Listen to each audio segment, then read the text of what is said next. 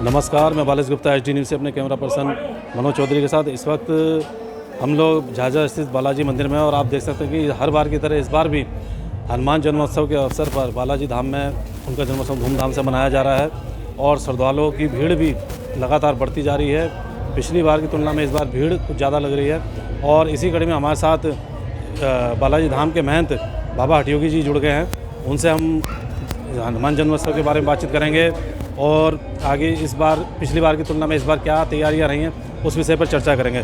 तो महाराज जी, सबसे पहले HD न्यूज़ में आपका बहुत बहुत स्वागत है सर। आपको न्यूज़ को इसलिए मैं बधाई देता हूं कि इस तरह से धार्मिक उत्सवों का आप कवरेज करते हैं और हमेशा करते रहें, ये हमारी शुभकामनाएं। महाराज जी, हर बार की तरह कोरोना के बाद से, हम तो कोरोना टाइम से यहाँ आ रहे हैं, तब तो मजबूरी थी, लेकिन उसके बाद से हर साल जन्मोत्सव मनाया जा रहा है हनुमान जी का और भीड़ लगातार बढ़ती जा रही है, तो इसको आप कैसे देखते हैं? देखिए, ये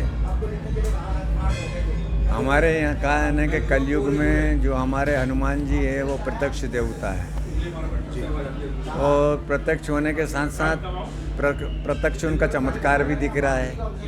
आप खुद देख रहे हो कि हर साल दिनों दिन जितनी भीड़ दर्शनार्थ के लिए आती है ये बढ़ती जा रही है, तो इसमें कुछ तो राज होगा ना। यानी कि भीड़ तभी बढ़ती है कि मतलब उसका कुछ फ़ायदा हो, उसको वहाँ आने के बाद कुछ उसकी मनोकामना पूर्ण हो। और ये एक ऐसा स्थान, ऐसा पवित्र स्थान, ऐसा तीर्थ स्थान, ऐसा सिद्ध स्थान जो संतों की तपोभूमि रहा हो, त्यागी महात्यागियों का स्थान रहा हो और उनके द्वारा ये पौधा लगाया गया था और धीरे धीरे ये पौधा वृक्ष की तरह विशाल होने लगा और उसकी विशालता में अध्यात्म और भक्ति की धाराएं बहने लगी। और जब अध्यात्म और भक्ति की धाराएं बहने लगती है तो जो लोग आते हैं उनकी मनोकामनाएं पूर्ण होती है और जब मनोकामनाएं पूर्ण होती है तो उसका दृश्य देखने को आपको मिल रहा है कि जो आज आप देख रहे हो। तो यही महाराज मतलब हनुमान जी का बालाजी धाम का प्रभाव और प्रसार है। अच्छा, एक और थोड़ा सा कन्फ्यूजन रहता है, हमारे दर्शकों को बताइएगा। कुछ लोग हनुमान जन्मोत्सव बोलते हैं, कुछ जयंती बोलते हैं, इसमें क्या फ़र्क है? देखिए, जयंती और जन्मोत्सव खाली कहने का अंतर है। हाँ, मतलब उसमें कोई वो नहीं होता है कि ये नहीं होती है। मतलब जो जन्म होता है, अब ये कभी सभी मतलब लोगों को भ्रम में डाल दिया जाता है कि जयंती क्या है, जन्मोत्सव क्या है।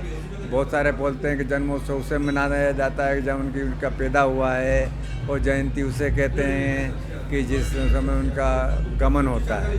तो हनुमान जी का तो गमन कुछ है ही नहीं है, तो उनको जयंती कहो या जन्मोत्सव कहो, दोनों एक ही बात। बहुत अच्छी बात कही सर आपने कि हनुमान जी तो आज भी हैं भूलोक में, इसलिए उनको जयंती मनाए चाहे जन्मोत्सव मनाए, उनके लिए बराबर है। तो महाराज जी, जो जन्मोत्सव की तैयारियां आपके यहाँ होती है उसके विषय में थोड़ा सा बताएं। देखिए, हमारे यहाँ जो जन्मोत्सव की तैयारी रहती है ये पूरी टीम वर्क काम करते हैं और पहले सोसाइटी रजिस्टर्ड नहीं थी, अब वो सोसाइटी रजिस्टर्ड हुई है और उसमें जो सोसाइटी के मेंबर हैं वो लोग इस काम को करते हैं दलिनता से, निस्वार्थ भाव से और करते रहते हैं। और जब टाइम पूरा हो जाता है इनको बदल के दूसरी सोसाइटी गठित कर दिया जाता है, पदाधिकारी चेंज हो जाते हैं। तो जो वर्तमान में पदाधिकारी हैं वो लोग मतलब इस कार्य को कर रहे हैं, देख रहे हैं। सबको समय दिया जाता है परखने का और करने और देखने का, तो वो समय इनको भी इस समय मिला है तो वो अपने जोर शोर से पिछले साल और किसी को आपने देखा होगा इस बार पूरी टीम चेंज हाँ, इस साल और किसी टीम को देख रहे थे, हो सकता है अगले साल और किसी टीम को देखो या यही 3 साल तक अच्छा कार्य करे तो करती रहे। यानी कि कोई परमानेंट नहीं है, लेकिन जो भी टीम आ रही है अच्छा कार्य कर रही है, निस्वार्थ भाव से करेगी। और जब तक निस्वार्थ भाव से तभी तक मंदिरों में सबका स्वागत है। जहाँ स्वार्थ आ जाता है तो रिटर्न हो जाता है। अच्छा, देखने में आ रहा है कि हर साल श्रद्धालुओं की संख्या बढ़ती जा रही है, तो उसको कैसे मैनेज करते हैं? हाँ, ये हमारे सामने थोड़ी सी प्रॉब्लम खड़ी हो रही है, क्योंकि मैनेज भी करना है, श्रद्धालुओं को भी आना है, सबको दर्शन भी कराना है।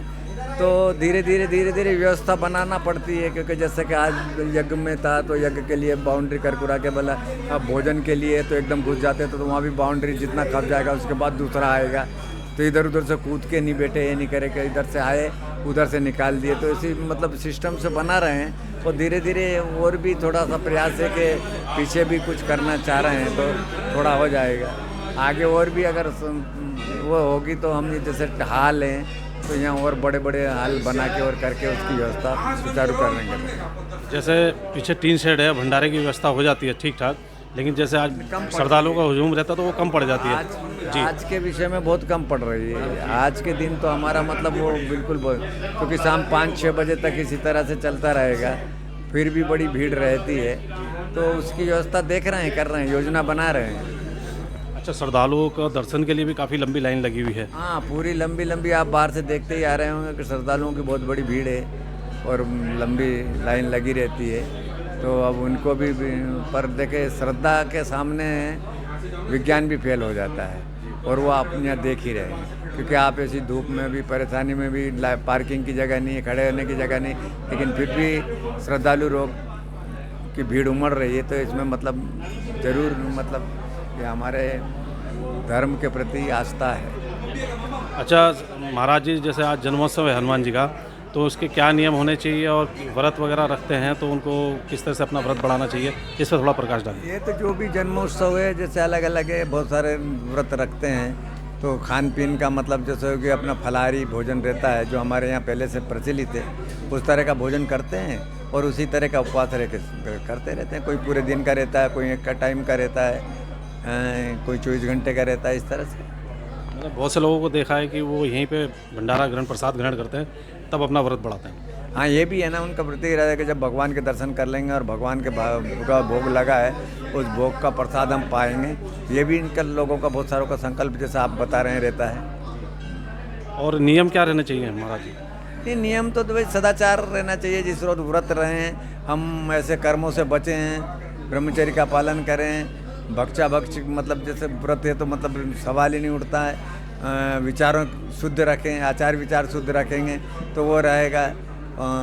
हमारे योग में तो पहले ही कहा कि यम नियम तो बहुत जरूरी है। अहिंसा, सत्य, ब्रह्मचर्य, अपरिग्रह, शोच, संतोष, तप, स्वाध्याय, प्राण निधान, न्यायविचार। तो ये चीज़ों का पालन अगर हम व्रत में भी करते हैं, और होना भी चाहिए, क्योंकि जब तक हम हमारे मानसिक फील्ड नहीं बनाएंगे तो हम उसके ऊपर क्रियान्वित कैसे करेंगे। क्रियान्वित तो तभी होगी जब मन से हम किसी को करेंगे, और मन से अगर हम करते हैं तो वो क्रियान्वित भी होगी।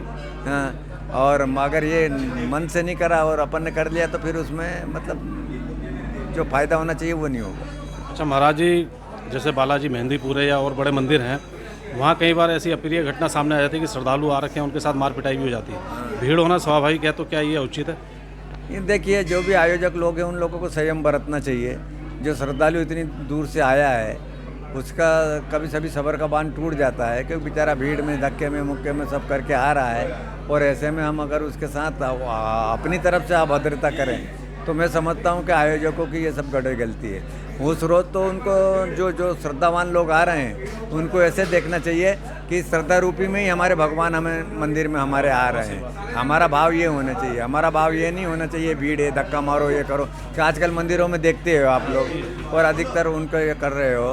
तो ऐसी स्थिति में मतलब ये नहीं होना चाहिए। हमें हर व्यक्ति को इस तरह से अटेंड करना चाहिए कि उसकी भावनाओं का आहत नहीं हो, ठेस नहीं पहुँचे।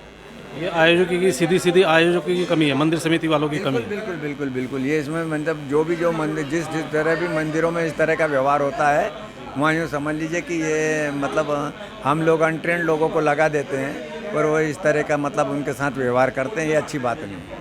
इससे श्रद्धालुओं की जो है भावना वो भी आहत होती है। क्यों नहीं होगी, बेचारा इतनी दूर से आया है, क्या बेटा दान भी दे रहा है, बेटा भी है, तरस भी रहा है, परेशान भी हो रहा है, और उसके बावजूद भी आप मतलब इस तरह का कार्य करेंगे तो फिर वो तो होता है। तो महाराज जी, आज इस शुभ अवसर पर प्रदेशवासियों को, देशवासियों को क्या संदेश देना चाहेंगे? मैं ये हनुमान जन्मोत्सव के अवसर पर पूरे प्रदेश को, उत्तराखंड को, या बल्कि पूरे भारत को मैं एक कहना चाहता हूँ कि आपको अगर समाज में रहना है, समाज में आपको अपने गौरवान्वित तरीके से और स्वाभिमान से जीना है। और स्वाभिमान अगर जीना है और स्वाभिमान अगर किसी ने सिखाया है तो वो सिखाया हनुमान जी ने। हनुमान जी किस तरह से पूरे जीवन पर्यंत स्वाभिमान से रहे और सेवा से रहे, और सेवा से दिल जीता, और स्वाभिमान इतना बड़ा था कि उसका मुकाबला कोई नहीं किया जा सकता है। और अन्याय के प्रति, अत्याचार के प्रति, गलत कार्य के प्रति अगर एक बार स्वामी ने भी इसकी इजाज़त नहीं दी और उसके बावजूद भी वहाँ तक पहुँचे तो वो हनुमान जी से सीखना चाहिए। तो हनुमान जी गुण के निदान है, बल के निदान है। तो हमारी धर्म और संस्कृति वैदिक परंपरा को अगर हमें कायम रखना है तो हमें हनुमान जी से सीखना चाहिए। हनुमान जी ने किस तरह से अपने कर्तव्य को निभाया, किस तरह से सब काम किया। और हम खाली हनुमान जी को आरती पूजा तक ही सीमित रखते हैं तो यूँ समझते हैं कि सबसे बड़े कादर मन कहूँ एक हारा, देव देवाल जी पुकारा। और हम भगवान के कर्म को लेके फिर जीते हैं तो उन समय हम लोगों को वास्तव हमारा मतलब एक जीवन सफल होता है। और हम समझते कि हाँ, वो कार्य हमें भी इतना नहीं तो कम से कम थोड़ा तो करना चाहिए। हम ऐसा नहीं करना चाहिए कि हम एक तरफ तो हम खाली भगवान का नाम ले और दूसरा व्यक्ति हम लोगों को प्रताड़ित किया जाए, मारता जाए, फिर भी हम भगवान का नाम लेते रहें, तो फिर वो नहीं है। भगवान ने हमें ये सिखाया कि तू सबसे साथ प्रेम कर, सबसे बात स्नेह कर, लेकिन अगर तुझे कोई करता है तो हनुमान जी की वो पंक्ति याद रखना है, जिन में ही मारा तिन्हीं में मारा। तो जिन्होंने हमें अगर कुछ एक उंगली दिखाता है तो हमें उसकी दो दिखाने से हमें उसका पूरा कायाकल्प बदल देना चाहिए। और वही स्थिति होनी चाहिए। जब तक हम इस तरह का कार्य नहीं करेंगे तो तभी हम देवताओं का, खाली देवता आरती पूजा करने और श्रद्धा और भक्ति से काम थोड़ी चलेगा। उसके दोनों गुण अपनाइए, वो अपने साथ है। भगवान हनुमान जी भगवान राम जी की पूजा भी करते थे, स्नेह भी करते, सेवा भी करते थे, लेकिन वक्त पड़ा तो फिर उनको मतलब काम भी करते थे। तो हमें दोनों रखोगे तभी धर्म और संस्कृति बचेगी। अगर हम दोनों नहीं रखेंगे तो फिर धर्म और संस्कृति यूँ समझो कि हमारी क्षीण हो जाएगी, विलुप्त हो जाएगी, हम पराधीन हो जाएंगे, आधीन हो जाएंगे। हो सकता है समय आने पे हम ये भी नहीं, जिस स्वरूप में उसमें भी नहीं रहें, किसी अन्यत्र स्वरूप में चले जाएं। हो सकता है नमाज पढ़ने पड़ जाए, जैसे हालात चल रहे हैं। इसलिए हमें इससे बचना है तो हनुमान जी के आदर्शों को अपनाना पड़ेगा। हनुमान जी की मतलब जो कर्तव्य है उनको हमें थोड़ी भक्ति शक्ति, जब हम उनके भगत हैं तो उनके कार्यों को थोड़ा बहुत उनके पद चिन्हों पर चलेंगे, तभी हमारी धर्म और संस्कृति और सनातन की हम रक्षा कर सकते हैं। धन्यवाद महाराज जी। तो अभी आपने बालाजी धाम के महाराज बाल हटियोगी जी को सुना, जिन्होंने बताया कि हनुमान जी की केवल पूजा नहीं, उनके सिद्धांतों को उन्होंने जिस तरह से अपनी जीवनचर्या करी उसको भी अपनाना पड़ेगा। और धर्म के साथ साथ, शास्त्र के साथ साथ शस्त्र की भी विद्या लेनी होगी, क्योंकि तभी हम अपने धर्म को आगे बढ़ा पाएं। तो महाराज जी, HD न्यूज़ को समय देने के लिए आपका बहुत बहुत धन्यवाद। मैं इसलिए आपको पुनः आपकी HD न्यूज़ को बधाई देता हूं कि आप इसी तरह के कार्यक्रमों को जनता में प्रचारित और प्रसारित करते रहें, ताकि जनता में एक अच्छा संदेश जाए। मैंने शब्दों के साथ मेरी आपकी HD न्यूज़ को पुनः बहुत बहुत बधाई। धन्यवाद। तो लीजिए, हमारे साथ बालाजी धाम समिति के सचिव अजय गोयल जी जुड़ गए हैं। उनसे भी थोड़ी जानकारी लेंगे आज के हनुमान जन्मोत्सव के विषय में। तो गोयल साहब, सबसे पहले तो आपको हनुमान जन्मोत्सव की बहुत बहुत बधाई। और मेरा सबसे पहला प्रश्न है कि हर बार की तरह इस बार भी आप लोग जो है बड़ी धूमधाम से हनुमान जन्मोत्सव मना रहे हैं। और मैं देखता रहा हूँ, मैं तो कवरिंग कर रहा हूँ कोरोना के टाइम से, उस टाइम तो चलो दिक्कत थी, लेकिन उसके बाद से लगातार जो श्रद्धालुओं की भीड़ बढ़ती जा रही है, तो उसको कैसे मैनेज करें आप लोग? उसके लिए हम पहले से तैयारी कर लेते हैं और उस तैयारी के तहत श्रृंखलाबद्ध तरीके से लोगों को तकलीफ़ ना हो तो उसकी व्यवस्था हमारे द्वारा पहले से की जाती है। और जो हम पिछली पर्व पे जो है खामियां देखते हैं तो उनको दूर करने का प्रयास करते हुए नई व्यवस्था करते हैं। ऐसा कई बार देखने में आया है कि जो है खासकर ऐसे आयोजनों पे श्रद्धालुओं की भीड़ अधिक होने से भगदड़ मच जाती है, कई बार कुछ अप्रिय घटना भी हो जाती है, तो उसके लिए क्या प्रबंध है? हमने उसके लिए कई गेट बना रखे हैं और जहाँ पर भीड़ होने की ज़्यादा संभावना है वहाँ पर हमने पंक्तिबद्ध तरीके से अंदर प्रवेश रखा हुआ है ताकि भगदड़ ना हो। इसीलिए लाइन बनाने के लिए हमने अब की बार नई जो है गलियारा बनाया है, जिससे श्रद्धालुओं को आराम भी मिल रहा है और दर्शन भी आराम से हो रहे हैं। तो आपको क्या लगता है कि जैसे श्रद्धालु यहाँ दिन पर दिन बढ़ते जा रहे हैं, आने वाले समय में और अच्छा है कि भीड़ बढ़ेगी। तो उसके लिए जैसे भंडारा चल रहा है, और भी व्यवस्था की गई है नहीं? अगली बार सोचेंगे कि हम मशीन द्वारा जो पैक्ड भोजन होता है उसकी पैक्ड थाली के रूप में हम भक्तों को देंगे, ताकि वो कहीं भी बैठ करके अपना आराम से भोजन कर लें। तो हमारी व्यवस्था रहेगी कि वितरण व्यवस्था, उससे एक तो भोजन खराब नहीं होगा, दूसरा भक्त को जो है एक पैक्ड थाली मिलेगी, ताकि जो है उसको आराम से कहीं भी घर जाके खा ले, चाहे वैसे खा ले, तो प्रसाद के रूप में जो उसको वो मिलेगी। चाहिए कि ले जाने की सुविधा रहेगी, अपना कभी भी अपनी सुविधा के अनुसार कहीं भी खा सकता है। और जैसे हनुमान जयंती महोत्सव शुरू होता है तो एक दिन, कितने दिन पहले से तैयारी शुरू हो जाती है? ये तो हमारी लगभग तैयारी 3-4 महीने पहले से हो जाती है। और वैसे तो कि जैसे आज हनुमान जयंती हो गई है, तो हमारी अगली हनुमान जयंती जो है उसकी तैयारी समझो आज से ही शुरू हो गई है, क्योंकि आज 24, यह हमारी 24वीं हनुमान जयंती है। अगली हमारी 25वीं रजत जयंती हनुमान जयंती होगी, जो बृहद तरीके से मनाई जाएगी।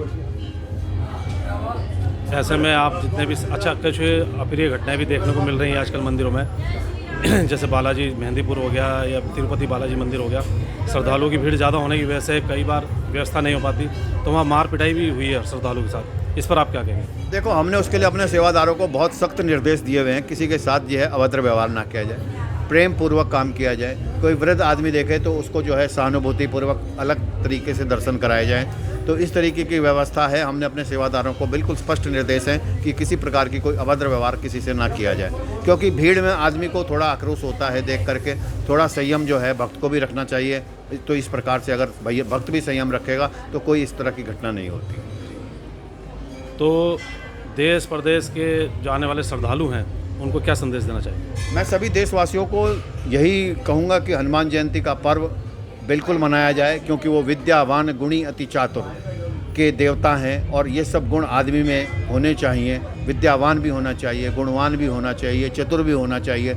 चतुर का मतलब ये नहीं कि वो दूसरे की जेब काट ले, चतुर का मतलब कि वो उसकी कोई जेब ना काट ले, इतना चतुर होना चाहिए। तो भगवान का उनका ऊपर आशीर्वाद बना चाहिए, और हनुमान जी के गुणों का जो है वो रखना चाहिए।